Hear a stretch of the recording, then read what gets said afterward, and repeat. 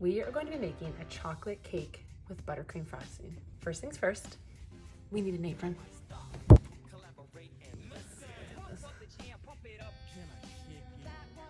And we need to put our hair up.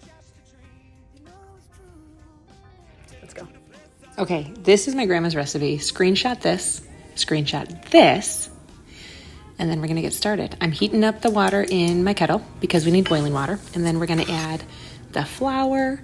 We're gonna add some sugar. We're gonna add some cocoa. I use Hershey's cocoa.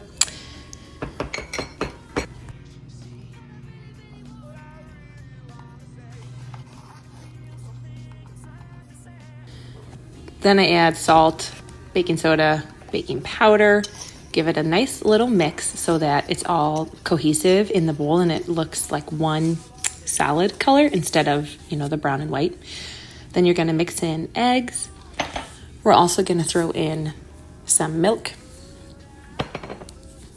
vegetable oil, and some vanilla extract.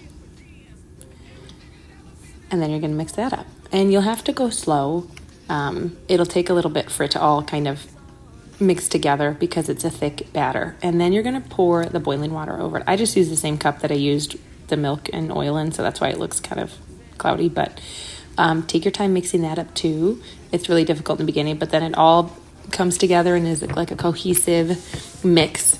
I use a glass dish, 9x13, and I buttered it with real butter. You can definitely use the cooking spray. I love me some butter. And then pour that all in. And then we're gonna bake that. We baked it on 375. The recipe says 35 to 40 minutes. I tend to always go for the 40 minutes and let it bake a little bit longer. Okay, it is phase 2 of our cake making. We're going to make some frosting to go with it. I'll post a picture of the recipe. It's my grandma's. It's lovely. So if you can read her writing, you can have it. Screenshot this side and screenshot this side. And then you can have this recipe forever and for always. We're gonna mix in the butter. I've melted mine for just a little bit. You don't want it to be totally melted. Then you're gonna throw in the powdered sugar and the vanilla extract and the heavy whipping cream.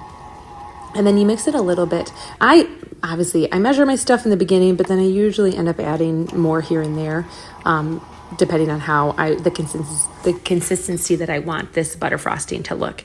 I call it buttercream frosting. My grandma just called it butter frosting, but it's a buttercream.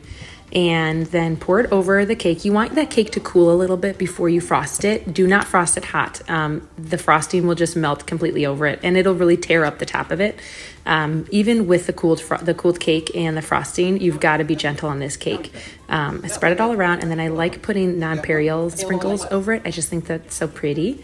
And this was the plating of it, and this was the tasting of it. It was fantastic. It goes great with a cold cup of milk, and you should let me know if you try it.